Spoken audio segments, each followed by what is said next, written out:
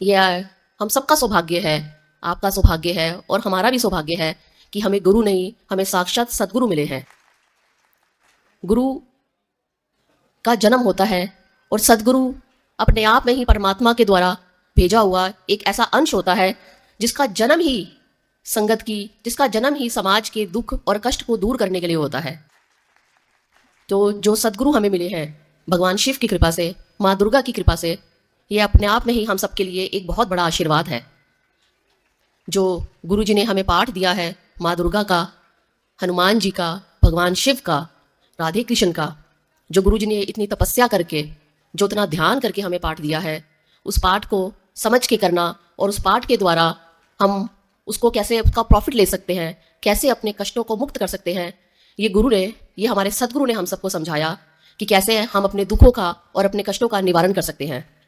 तो साथ संगत जी, आप सबसे यही प्रार्थना है कि गुरु जी ने जो आप सबके लिए ये आशीर्वाद भेजा है, जो गुरु जी ने आप सबके लिए ये अनमोल तोहफा भेजा है, आप सब उसका सम्मान करें और अपना पाठ करें। इंसान के जन्म के साथ हमको कष्टों को दूर करने के लिए, अपने जन्मों के पापों को मुक्त करने के लिए जो हमें ये पाठ मिला है कि हम ये जन्म जन्म का जो फेर है, ये जो अगला जन्म फिर अगला जन्म जो हमको मिलता है, जो इतने जन्मों से हम भटक रहे हैं, इसको हम कैसे इस साइकिल को तोड़ सकते हैं, ये गुरु ने हमको सिखाया कि कैसे पाठ के द्वारा हम अपने कष्टों का निवारण कर सकते हैं, कैसे हम समाज में अपने दुखों से मुक्त हो सकते हैं। ये एक गुरु ही सिखा सकता है। एक गुरु जो होता है वो माँ बाप से भी बड़ा होता है।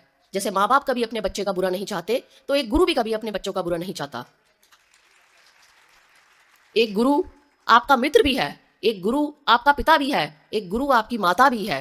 कहते हैं ना कि जब भगवान बुद्ध ने कहा था कि वो जब दोबारा जन्म लेंगे तो उनका जो रूप होगा, जो उनका नाम होगा, उसका नाम मैत्री होगा। तो मैत्री मतलब मित्र, जो आपका मित्र बने। आपके जो फ्रेंड्स होते हैं वो फिर भी आपसे आपकी चीज़ें हाइड कर लेंगे, जो आपके घर वाले होते हैं वो फिर भी आपके जो बैड चीज़ें होंगी वो आपसे हाइड कर लेंगे, पर जो गुरु होता है वो आपको साक्षात्कार कराता है, वो आपको आईना दिखाता है कि जिससे हम अपनी चीज़ों को सुधार सकें, हम अपने कर्मों को सुधार सकें। और इसी के द्वारा ही गुरुदेव हमें पाठ देते हैं। हमको अपने अपने कर्म कभी दिखते ही नहीं है कि हम दिन में कितनी बार गलत चीज़ें कर लेते हैं, हम कितनी बार लोगों का मन दुखा देते हैं। तो ये जो गुरु होता है, ये जब सदगुरु हम सबके बीच मौजूद होता है, ये जब सदगुरु हम सबके बीच आता है तो हमें वो एक आईना दिखाता है। कभी कभी वो हमको डांट के समझाता है, कभी कभी वो हमको प्रेम से सिखाता है, तो कभी कभी वो हमको इग्नोर करके भी सिखाता है। तो हम कभी ये ना समझे कि गुरु ने हमारी तरफ देखा नहीं या गुरु ने हमें इग्नोर किया। वो गुरु हमें इग्नोर नहीं करता, वो गुरु हमारे कष्ट काट रहा होता है। गुरु को हर चीज दिखती है कि हर बच्चे के मन में क्या दुख चल रहा है, हर बच्चे के मन में क्या कष्ट चल रहा है। उसे ना बोलने की जरूरत होती है, ना हमें गुरु को कुछ बताने की जरूरत होती है। वो अगर सदगुरु बना है इतने पाठ करने से, इतनी तपस्या करने से, तो परमात्मा ने साक्षात्कार उन्हें वो दृष्टि दी है कि वो हम सबके आर पार देख सके। गुरु की आंखों में अपने आप में ही एक एक्सरे मशीन है कि जो हमारे सारे दुखों को देख सकता है, जो हमारे सारे कष्टों को देख सकता है। तो उसके द्वारा गुरु हर अपने भक्त जो होते हैं उसको अलग अलग तरह से ट्रीट करता है।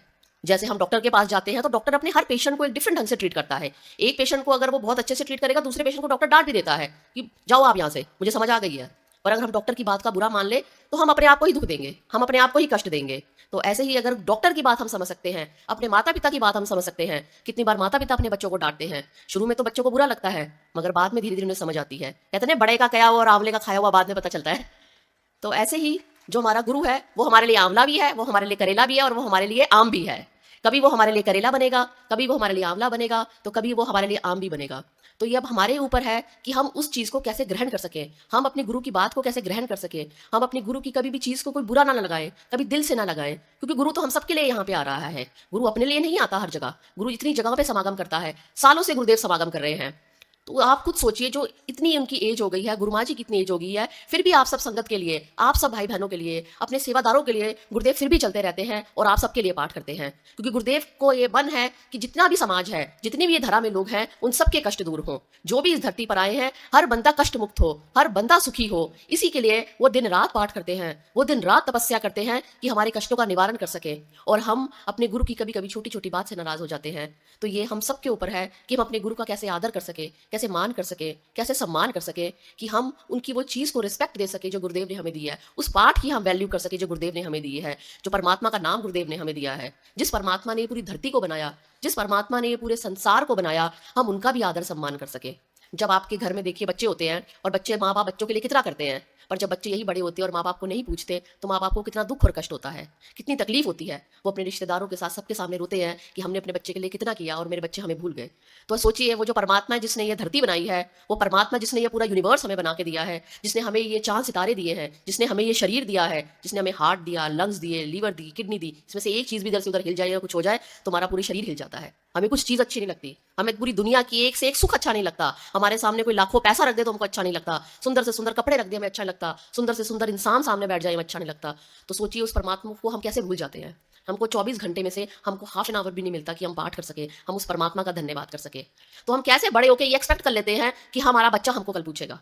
हम भी तो अपने परमात्मा को भूल गए, हम भी तो उस परमात्मा को भूल जाते हैं जो हमारे माता पिता है, जो उस पूरी धरती के माता पिता हैं, हम भी उसको भूल जाते हैं। तो कल जब बच्चे बड़े होकर अपने माता पिता को भूलते हैं तो माता पिता उस चीज़ की कंप्लेन ही नहीं कर सकते, क्योंकि हमने भी तो वही किया। बच्चा तो माँ बाप को देखकर सीखता है। जब बच्चा देखता है कि माँ बाप कैसे सबका मान सम्मान करते हैं, माँ बाप कैसे उन्हें उनको रिलीजन से जोड़ते हैं, कैसे वो परमात्मा का हर पल धन्यवाद करते हैं, तो वही बच्चों के अंदर आता है। वही बच्चे वो चीज़ माँ बाप को देखकर सीखते हैं। हमें बोलना नहीं पड़ता बच्चों को बोलने से ज़्यादा बच्चे आपको देखकर सीखते हैं। तो हम यही चाहेंगे कि हम अपने बच्चों को, जैसे हमारे पिता हैं, जैसे हमारा सदगुरु है, जैसे हमारी परमात्मा है, जैसे माँ दुर्गा है, जैसे भगवान कृष्ण है, जैसे राम जी हैं, वो इस धरती पर आए, हमें कितना कुछ सिखा कर गए, हमें जीवन जीना सिखा कर गए, तो हम वो जीवन को जी सकें, हम उस दुखों से निकल सकें। जब भगवान राम भी इस धरती पर आए थे, कृष्ण जी भी धरती से पर आए थे, वो भी दुखों से नहीं हट पाएंगे। जब इस धरती पर आप आते हो, कहते हैं ना, इस धरती पर जब आप आ रहे हो तो दुख भोगने ही आते हो। तो जब परमात्मा इस चीज से नहीं बच सका, भगवान राम इस चीज से नहीं बच सके, भगवान कृष्ण इस चीज से बच नहीं सके, तो हम तो फिर भी आम इंसान हैं। उनके पास तो इतनी शक्ति थी, उनके पास वो चाहते तो एक सेकंड में अपनी स्टोरी चेंज कर सकते थे। पर वो कहते हैं ना कि जब वो इस धरती पर आए हैं तो वो इसी के हिसाब से चलेंगे, जो लिख दिया गया उनके लिए वो उनको करना पड़ेगा। तो परमात्मा भी जब उस हिसाब से चल रहा है, परमात्मा भी पाठ कर रहा है, परमात्मा भी ध्यान कर रहा है, परमात्मा भी इस धरती पर आके जब गुरु का, संतों का सम्मान करता है, तो हमको परमात्मा से ये जीवन जीने की कला सीखनी चाहिए। हमको भगवान राम से सीखनी चाहिए, हमको भगवान कृष्ण से सीखनी चाहिए, हमको भगवान बुद्ध से सीखनी चाहिए, हमको मीराबाई से सीखनी चाहिए। कैसे वो रानी होकर कैसे जग जग वो भटकती थी भगवान श्री कृष्ण के लिए, कैसे वो भूल गई कि वो एक रानी है और इतने बड़े राज्य की वो रानी है, इतना धन, इतनी संपदा, सब कुछ छोड़कर वो ऐसे परमात्मा में लीन हो गई जो पूरे जग का राजा है।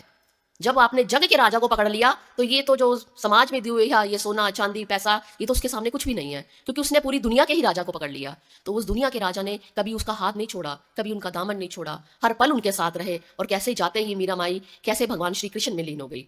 तो ये हमको जीवन जीने की कला सिखाते हैं, कैसे परमात्मा पल पल इस धरती पर आता है और हमें जीवन जीने की कला सिखाता है। वो हमारे लिए खाली स्टोरीज नहीं है, वो मैथोलॉजिकल स्टोरीज नहीं है, वो एक सच है जो परमात्मा ने हमें जीकर सिखाया दिखाया है। वो एक सच है जो हमें जीवन की कला सिखाता है। अगर हम बार बार उस चीज को समझे, जब भी भूल जाए, रामायण का पाठ करें, आप उसका गीता जी का पाठ करें, आप उनका जीवन देखें, कैसे भगवान श्री कृष्ण ने किया, कैसे हर चीज हमको सिखाई, कैसे जीवन जीने की कला सिखाई, कैसे कर्म सिखाया कि आपको जो कर्म करना है अच्छा कर्म करें।